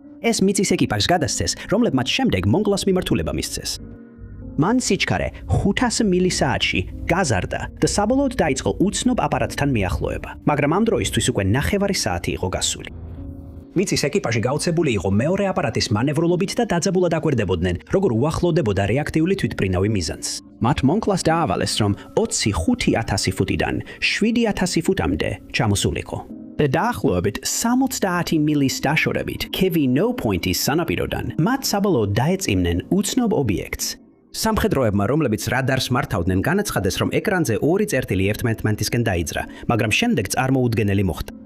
მონკლასა და უილსონის სიგნალი რადარის ეკრანზე მოულოდნელად გაქრა, რამაც ყველა მონაწილეში დიდი შეშფოთება გამოიწვია. მხოლოდ რამდენიმე წამში მეორე ხომალდმა მოულოდნელად შეცვალა მიმართულება, სანამ მისი წერტილიც ასევე აუხსნელად გაქრებოდა. სხვა თვითმფრინავები მაშინვე გაგზავნეს ამ ტერიტორიაზე, რათა გაეგოთ რა მოხდა, მაგრამ ორი კაცის კვალი ვერ აღმოაჩინეს. ძიებები ჩაატარეს აშშ-ის საჰაერო ძალებმა, სანაპირო დაცვამ და კანადის საჰაერო ძალებმა, მაგრამ უშედეგოდ. მედიისთვის მომზადებულ ანგარიშში სამხედროებმა განმარტეს, რომ რადარზე ორი სიგნალი ერთ წერტილში თითქოს შეერთდა, რის შემდეგაც მათი რეაქტიული თვითმფრინავი მოულოდნელად გაქრა, თითქოს ჰაერში აორთქლდა. თუმცა მალევე შეცვალეს ეს განცხადება და განაცხადეს, რომ რადარის ოპერატორმა არასწორად განმარტა ნანახი და რომ მონკლა და უილსონმა ობიექტი წარმატებით გადაიჭირეს, რომელიც კანადის საჰაერო ძალების C-47 ტიპის თვითმფრინავი იყო. მათ ასევე განაცხადეს, რომ თვითმფრინავი დაახლოებით 30 მილის მანძილზე გადაუხვია დაგეგმილ მარშრუტს და შეღწია შეზღუდულ საჰაერო სივრცეში. როდესაც უილსონსა და მონკლაზე კითხეს, მათ ივარაუდეს, რომ პილოტს მოულოდნელად თავბრუსხვევის შეტევა დაემართა, რაც გამოიწვია თვითმფრინავის ჩამოვარდნა ზემოთბაში, მაშინ როცა ორივე მამაკაცი ბაზაზე ბრუნდებოდა მათი მისიის წარმატებით დასრულების შემდეგ. კანადურმა სამხედროებმა განაცხადეს, რომ ეს გამოგონილი იყო, რადგან იმ ღამით მათ არ გაუშვიათ არც ერთი ფრენა. გარდა ამისა, მონკლას ცოლს თავიდან უთხრეს, რომ ის ტბაში ჩამოვარდა, შემდეგ კი, რომ მისი თვითმფრინავი ჰაერში აფეთქდა. ამ კონკრეტულ მისიაზე ყველა ჩანაწერი სამხედრო არქივებიდან ამოიღეს და ინციდენტი არასდროს აუხსნიათ სრულად. Every ადამიანი ფიქრობს, რომ ეს იყო შეხვედრა უცხო პლანეტელთა ხომალდთან, მაგრამ ასეა თუ არა, საზოგადოებისთვის ალბათ უცნობი დარჩება, რადგან ამ მისიაზე არც ერთი ჩანაწერი არ არსებობს. Nobody Hooty. თუ ქუჩაში შემთხვევით ადამიანს კითხავთ, ვის მიიჩნევს ამერიკის აღმომჩენად? 99% პასუხად ქრისტოფერ კოლუმბის სახელს დაასახელებს. ესე გვასწავლიდნენ სკოლაში და ისტორიის წიგნებში, მაგრამ ზოგიერთი წყაროს მიხედვით, კონტინენტზე პირველად სინამდვილეში უელსელი მოხდა. 1060 წელს ოუაინ გვინედი იყო უელსის ცერემონიული საგრაფოს, გვინედის მმართველი და ის დღემდე ითვლება ერთ-ერთ საუკეთესო და ყველაზე მნიშვნელოვან მეფედ, რომელიც ქვეყანას ჰყოლია. რამდენიმე შემთხვევაში ოუაინი და ინგლისის მეფე ჰენრი მეორე ერთმანეთს ებრძოდნენ უელსის დამოუკიდებლობისა და გაფართოების გამო, რადგან ჰენრი ცდილობდა უელსი ინგლისისთვის დაებრუნებინა. ჰენრი საბოლოოდ ოუაინმა და მისმა მოკავშირეებმა უელსში დაამარცხეს, რომელთაც ამ დღეს ცუდი ამინდი დაეხმარა. 1170 წელს ოუაინი გარდაიცვალა და თითქმის მაშინვე მის 13 შვილს შორის შიდა დაპირისპირება დაიწყო იმის გამო, თუ ვინ დაიკავებდა ტახტს. მისი ორი ვაჟი, მადოკი და რირიდი, გადაწყვიტეს, რომ არ სურდათ ამ დაპირისპირებაში ჩარევა და არც ოჯახის დანარჩენ წევრებთან რამე საერთო ჰქონოდათ. ისინი ლანდეილოში გემზე ავიდნენ და ლეგენდის მიხედვით დასავლეთისკენ გაცურეს კონკრეტული დანიშნულების გარეშე, რადგან გადაწყვიტეს ენახათ სად აღმოჩნდებოდნენ. მათ გადაცურეს ატლანტის ოკეანე და საბოლოოდ ამერიკის კონტინენტს მიადგნენ. მათ გადაწყვიტეს ეს აღმოჩენა თავიანთ ხალხს გაეზიარებინათ, ამიტომ მადოკი უკან დაბრუნდა, რათა მეტი კაცი წამოეყვანა. იქ ჩასვლის შემდეგ მან ადგილობრივები თავისი მოგზაურობისა და ახალი სამყაროს შესახებ მოთხრობებით აღაფრთოვანა, რომელიც მან და მისმა ძმამ აღმოაჩინეს. მისი მოთხრობებით მოხიბლულმა ბევრმა კაცმა მეორე მოგზაურობაში მონაწილეობის სურვილი გამოთქვა და 1117 წელს ისინი ლუნდის კუნძულიდან გაემგზავრნენ. ამბობენ, რომ ჯგუფი ამერიკაში დაბრუნდა და ალაბამას შტატში, მობილის ყურეში გადავიდა ნაპირზე. იქიდან კი ალაბამას მდინარეს აუყვნენ, სადაც გზა და გზა ქვის ციხესიმაგრეები ააშენეს. ამერიკელი აბორიგენების ტომები დღემდე საუბრობენ ამაზე და ადასტურებენ, რომ ეს ციხესიმაგრეები თეთრკანიანმა კაცებმა ააშენეს. თუმცა არასდროს დამტკიცებულა, რომ ეს სწორედ მადოკი და მისი მეზღვაურები იყვნენ. მაგრამ ისტორიკოსებმა დაადასტურეს, რომ ამ ნაგებობებს საოცარი მსგავსება აქვთ უელსში, კონვის საგრაფოში მდებარე დალვით დოლვითალენის ციხესიმაგრესთან.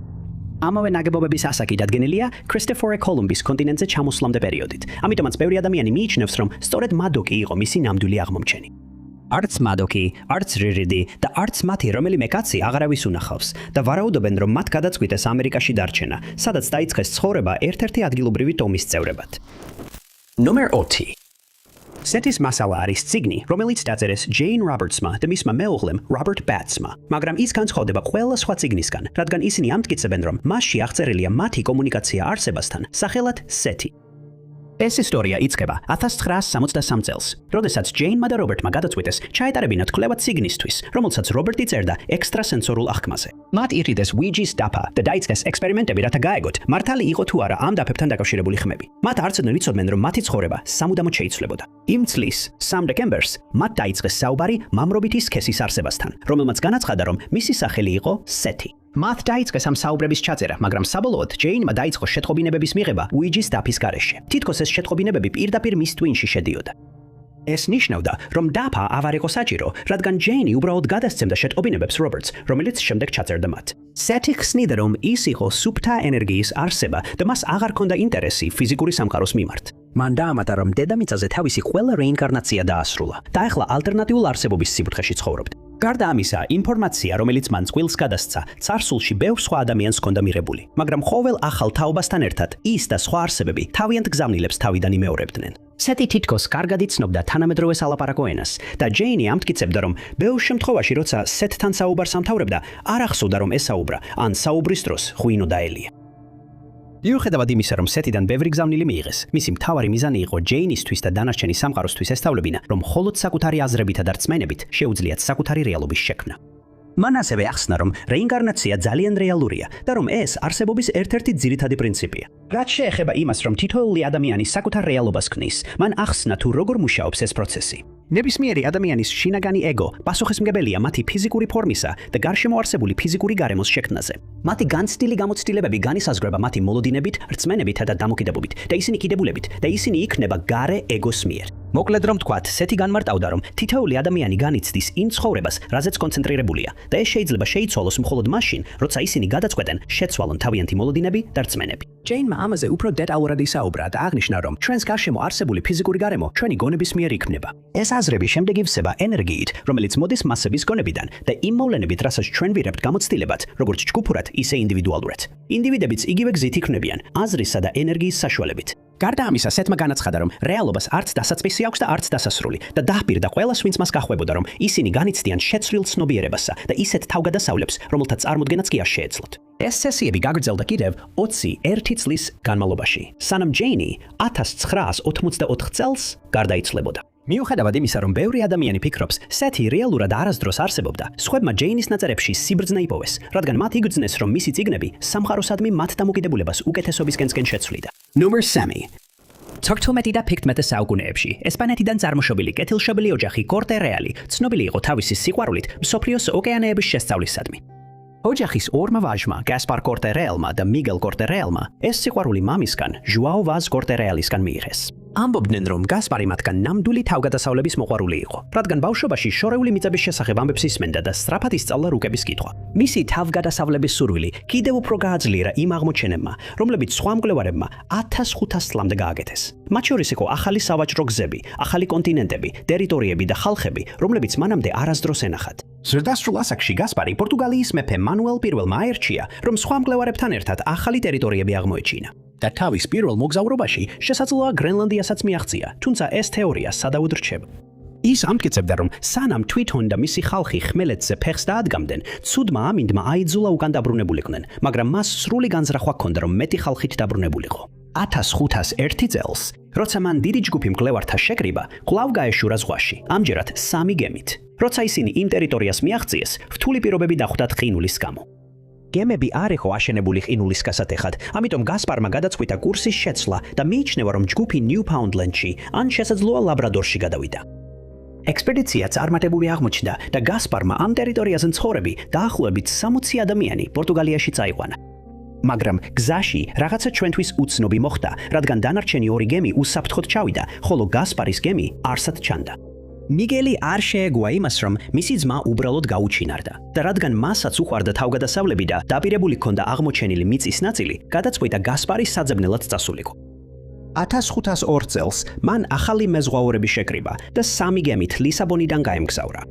ის დაბრუნდა იმ ტერიტორიაზე, სადაც მისი ძმა ბოლოს ნახეს, რაც იმას ნიშნავდა, რომ მას და მის ხალხს იგივე ყინულოვანი წყლების გადალახვა მოუწიათ, რასაც გასპარი და მისი ეკიპაჟები შეხვდნენ. ეს სერიოზულ პრობლემად არ იქცა, რადგან ისინი ამ ტერიტორიას მცირე სირთულით მიაღწიეს, მაგრამ შემდეგ მიგელმა საბედისწერო შეცდომა დაუშვა. მან გადაწყვიტა, რომ მათ მეტი ტერიტორია უფრო სწრაფად უნდა გაევლოთ და 3 გემს გაყოფა უბრძანა. მათ შეთანხმდნენ, რომ იმ წლის აგვისტოს შუა რიცხვებში ერთ კონკრეტულ ადგილას შეხვდებოდნენ და მართლაც 2 გემი მივიდა, მაგრამ მიგელის გემი დაკარგული იყო, ზუსტად ისე როგორც მისი ძმის გემი. ვარაუდობენ, რომ მისი გემი ან ყინულმა გამოუსწორებლად დააზიანა, ან შტორმის დროს ჩაიძირა. თუმცა კორტე რეალის ოჯახმა არ დანებდა. 1503 წელს მათმა ძმამ ვასკო ანესმა 2 გემი გაგზავნა იმავე ტერიტორიაზე ძმების საძებნელად, რადგან მას, რა თქმა უნდა, ექსპედიციაში მონაწილეობის უფლება არ მისცეს. ზოგი ისტორიკოსი ვარაუდობს, რომ ან ერთმა, ან ორივე ძმამ გადაწყვიტა პორტუგალიაში აღარ დაბრუნებულიყო და მათ ამ რეგიონებიდან ერთ-ერთში ხანგრძლივი ცხოვრება გაატარეს. მაგრამ ეს, რა თქმა უნდა, არასოდეს დამტკიცებულა და ისტორიკოსებს მხოლოდ ვარაუდი შეუძლიათ, რა დაემართათ კორტე რეალის ძმებს იმ საუკუნეების წინ. ნომერი 2. ამბობენ, რომ ზარისებრი თასების კულტურის ხალხი მნიშვნელოვანი იყო ბრიტანეთში ბრინჯაოს ხანის შემოტანაში და შესაძლოა მათ სტოუნჰენჯის გადაკეთებაშიც მიიღეს მონაწილეობა. მაგრამ ჩვენ ძალიან ცოტა ვიცით ამ ცივილიზაციისა და მათი ცხოვრების შესახებ. ეხლა მიიჩნევა დნმ-ის ანალიზის წყალობით, რომ ბელბიკერის ხალხი ბრიტანეთში დაახლოებით ძველი წელთაღრიცხვის 2400-დან 2600 წლებში ჩამოვიდა და მათი მოსვლა ნეოლითის პერიოდის დასასრულს ნიშნავდა. გარდა ამისა, ამბობენ, რომ მათი დნმ თითქმის მთლიანად ჩაანაცვლა ბრიტანეთის თავდაპირველი მოსახლეობის დნმ, რაც ნიშნავს, რომ კუნძულის თავდაპირველი მოსახლეობის თითქმის არც ერთი წარმომადგენელი არ არის დაკავშირებული თანამედროვე ადამიანებთან, რომლებიც ახლა იქ ცხოვრობენ. ეს დადგინდა კვლევის დროს, რომელმაც შეადარა ბრიტანეთში დაკრძალული ადამიანების დნმ ამ იდუმალი ხალხის მოსვლამდე და მის შემდეგ. მთავარი მკვლევარი პროფესორი იან ბარნსი განაცხადა, რომ დნმ, რომელიც აღმოჩენილია იმ ადამიანების ნეშტებში, რომლებიც დაკრძალულნი იყვნენ მათი მოსვლის შემდეგ, საგრძნობლად განსხვავდებოდა ადგილობრივი მოსახლეობის დნმ-სგან. რაც მიუთითებდა, რომ მოსახლეობის მასობრივი ჩანაცვლება მოხდა. ბელბეკერის ხალხს ეს სახელი მიენიჭა მათი გამორჩეული კერამიკის სტილის გამო. დაახლოებით 4500 წლის წინ მათ დაიწყეს ზარის ფორმის კერამიკის წარმოება, რომელიც მანამდე არასდროს ენახათ და პირველად ესპანეთსა და პორტუგალიაში გამოჩნდა. ეს სტილი სწრაფად გახდა მოდური ევროპაში და საუკუნის შემდეგ პირველად ბრიტანეთშიც გამოჩნდა. მიუხედავად იმისა, რომ ამის მყარი ახსნა არ არსებობს, მეცნიერები ვარაუდობენ, რომ ბელბეკერის ხალხი მასობრივი მიგრაციის პროცესში იყო და ეს კერამიკის სტილი ყველგან თან მიჰქონდათ, სადაც კი მიდიოდნენ. რამდენიმე ასეული წლის განმავლობაში ბრიტანეთში კიდევ უფრო მეტი ბელბეკერის ხალხი ჩავიდა და მალე მათ თითქმის მთლიანად ჩაანაცვლეს ამ ტერიტორიის თავდაპირველი მოსახლეობის დნმ. ჩვენ საკმაოდ კარგადაც ვიცით, როგორ გამოიყურებოდნენ ისინი. ანალიზირებული დნმ-ის წყალობით მკვლევარები მიიჩნევენ, რომ მათ ღია ფერის კანი, ღია თმა და ღია ფერის თვალები ჰქონდათ. მათი ჩამოსვლის დროს ბრიტანეთის ადგილობრივებს, როგორც წესი, ყავისფერი თვალები, ყავისფერი თმა და ზეთისხილისფერი კანი ჰქონდათ, რაც დღეს ნამდვილად აღარ შეესაბამება სინამდვილეს. ეს როგორც ჩანს ამყარებს თეორიას, რომ თავდაპირველი მოსახლეობა თანდათან ჩანაცვლდა, რადგან ბელბიკერის ხალხი ადგილობრივებთან შთამომავლობას ტოვებდა, რომლებიც საბოლოოდ გაქრნენ და დავიწყებას მიეცნენ. რაც შეეხება ბელბიკერის ხალხის წარმოშობას, თავდაპირველად მიიჩნეოდა, რომ ისინი ლიბერიიდან იყვნენ, მაგრამ ექსპერტები ამაში 100%-ით დარწმუნებულები არ არიან. ესევე გამოითქვა მოსაზრება, რომ ისინი ევროპაში მონადირე შემგროვებლებთან შეერივნენ ბრიტანეთში გამგზავრებამდე, რაც ნიშნავს, რომ მათი დნმ-იც უკვე შეცვლილი იყო იქ ჩასვლამდე. არ არის ნორმალური, რომ ერთი ჯგუფის დნმ მთლიანად დომინირებდეს და საბოლოოდ დაჩრდილოს მეორე, მაგრამ ზოგიერთი მეცნიერი თვლის, რომ ამის ახსნა არსებობს. ისინი ფიქრობენ, რომ შესაძლოა ეპიდემია გავრცელდა და ამას ტრაგედია მოჰყვა. ძალიან შესაძლებელია, რომ ბელბეკერის ხალხი დაავადების მიმართ იმუნური იყო, ხოლო ბრიტანეთის თავდაპირველი მოსახლეობა არა. ამგვარად ბელბეკერის ხალხი განაგრძობდა აყვავებას, მაშინ როცა ბრიტანელები ჭირს ემსხვერპლნენ, რის შედეგადაც მათი დნმ მრავალი წლის განმავლობაში შემცირდა. ზოგიერთი ვარაუდობს, რომ მათ დაიწყეს სტოუნჰენჯის და სხვა მრავალი ნეოლითური ძეგლის გამოყენება, რომლებიც ბრიტანეთში იყო აშენებული და შესაძლოა მათ ხელი ჰქონდათ ცნობილი მონუმენტის გადაკეთებაში, თუმცა ეს დამტკიცებული არ არის. მათ ბრიტანეთის ადგილობრივებს გააცნეს ლითონის დამუშავება, მშვილდოსნობა და კერამიკის მათთვის დამახასიათებელი სტილი. თუ ამ ყველაფრიდან რაიმე საბოლოოდ დადასტურდება, ეს შეიძლება შეცვალოს ისტორიის წიგნები, როგორც ჩვენ ვიცით. მაგრამ ჯერჯერობით ჩვენ კიდევ ბევრი გაქვს სასწაული ამ უძველეს ბელბეკერის ხალხზე. Number 1. საუკუნეების განმავლობაში არქეოლოგებმა აღმოაჩინეს საოცარი არტეფაქტები, რომლებსაც თითქოს ახსნა არ აქვს. ზოგი მათგანი აღმოჩენილია ისეთ ადგილებში, სადაც ისინი არ უნდა იყოს, ხოლო სხვები შექმნილია ხალხის მიერ, რომელთა შესახებაც აქამდე არაფერი გვსმენია. ზოგიერთი მათგანი წყევლებს შეიცავს, სხვებზე კი გამოსახულია ცხოველები და ობიექტები, რომელთა იდენტიფიცირებაც ვერ შევძელით, რამაც ზოგი დაარწმუნა, რომ ისინი შექმნეს სხვა სამყაროს არსებებმა ან ცივილიზაციებმა, რომლებიც დროში დაიკარგნენ. ესევე არსებობს არტეფაქტები, რომელთაც მიაწერენ ან მოჩვენების მიერ დევნას, ან ბოროტი არსების მიერ შეპხრობას. ამგვარ ცნობებს ხშირად სკეპტიკურად უყურებენ, მაგრამ მანჩესტერის მუზეუმის ეგვიპტური განყოფილების ბევრი სტუმარი დაჟინებითად ამტკიცებს, რომ იქ გამოფენილი ერთ-ერთი არტეფაქტი თავისით მოქმედებს. საუბარი ეხება შუა სამეფოს სამგლოვიარო ქანდაკებას, რომელიც მუზეუმში მინის ვიტრინაშია გამოფენილი. თავიდან ეგონათ, რომ ეს წლების განმავლობაში აღმოჩენილი ძველი ეგვიპტური არტეფაქტებიდან უბრალოდ კიდევ ერთი იყო, მაგრამ ერთ დღეს ყველაფერი შეიცვალა. 2013 წლის თებერვალში მუზეუმის კურატორი კემბელ პრაისი ეგვიპტურ განყოფილებაში ექსკურსიას ატარებდა, როცა რაღაც უცნაური შენიშნა, რაც შეუძლებელი უნდა ყოფილიყო. სტატუეტკა, რომელსაც ნაბსენუ ქვია, ძველ დროში ფარაონთან ერთად უნდა დაემარხათ, რადგან სჯეროდათ, რომ ის ფარაონის სულისთვის მეორე სხეულად იმოქმედებდა, იმ შემთხვევაში თუ მისი მუმია განადგურდებოდა. აღსანიშნავია, რომ მუმია და სტატუეტკა მუზეუმს 1933 წელს გადაეცა საჩუქრად და მას შემდეგ ისინი ერთმანეთისგან განცალკევებულად ინახება. მოცემულ დღეს პრაისი გაოცებული დარჩა, როდესაც შენიშნა, რომ არტეფაქტი არასწორი მიმართულებით იყო მიბრუნებული და მას არ ჰქონდა ახსნა თუ რატომ მოხდა ასე. მან მუზეუმის დანარჩენ თანამშრომლებს კითხა, გადაადგილა თუ არა ვინმემ არტეფაქტი, მაგრამ არავის გადაუტანია იგი. გარდა ამისა, მხოლოდ რამდენიმე ადამიანს ჰქონდა გასაღები კონკრეტული ვიტრინისგან, მაგრამ არც ერთი მათგანი არ გადაადგილებდა ქანდაკებას მისთან შეთანხმების გარეშე. მან გახსნა ვიტრინა, დააბრუნა ქანდაკება თავდაპირველ პოზიციაში და კვლავ ჩაკეტა ვიტრინა. მეორე დღეს ქანდაკება ისევ სხვა მიმართულებით იყო მიბრუნებული, ხოლო მის შემდეგ დღეს კიდევ ერთხელ გადაადგილებული აღმოჩნდა. ის ფიქრობდა, რომ ამას აუცილებლად უნდა ქონოდა ლოგიკური ახსნა, მაგალითად ვიბრაციები, რომლებიც მას და მის სტუმრებს არ შეეძლოთ ეგრძნოთ. მაგრამ იმავე ვიტრინაში სხვა არტეფაქტები საერთოდ არ დაძრულა და პრაისი დაბნეული დარჩა. რადგან ეჭვი ჰქონდათ, რომ ვიღაცამ ვიტრინაში შეაღწია, კამერა მისკენ მიმართეს და ყოველ წუთში ერთხელ ფოტოებს იღებდა. როდესაც ფოტოები გადაამოწმეს, მუზეუმის თანამშრომლები გაოცდნენ, როცა აღმოაჩინეს, რომ არტეფაქტი თავისით ტრიალებდა, მაშინ როცა დანარჩენები სრულად უძრავი იყო. მოითქვა, რომ ტრიალი შეიძლებოდა განსხვავებული ხახუნით ყოფილიყო გამოწვეული, რაც ნამდვილად დამაჯერებელი ახსნაა, მაგრამ პრაისი სკეპტიკურად დარჩა. მან განაცხადა, რომ ქანდაკება ამავე ვიტრინაში დიდი ხნის განმავლობაში იდგა და მანამდე არასდროს დაძრულა, რაც ასე არ იქნებოდა თუ ამ ტიპის ხახუნი იქნებოდა მიზეზი. ბევრმა ექსპერტმა გამოთქვა აზრი ამ თეორიაზე, მაგრამ ვერავინ ახსნა, რატომ დაიწყო არტეფაქტმა მოულოდნელად ასე მოქცევა, როცა ადრე სრულად უძრავად იდგა. ის დღესაც გამოფენილია და ნებისმიერს შეუძლია ნახოს, თუ რა თქმა უნდა საკმარისად მამაცები არიან. დიდი მადლობა ყურებისთვის. თუ მოგეწონათ ეს ვიდეო, აუცილებლად დააწექით მოწონების ღილაკს.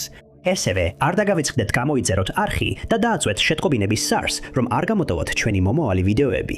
მე TinyNotes ვარ და შემდეგ ვიდეოში ისევ შეგხვდებით.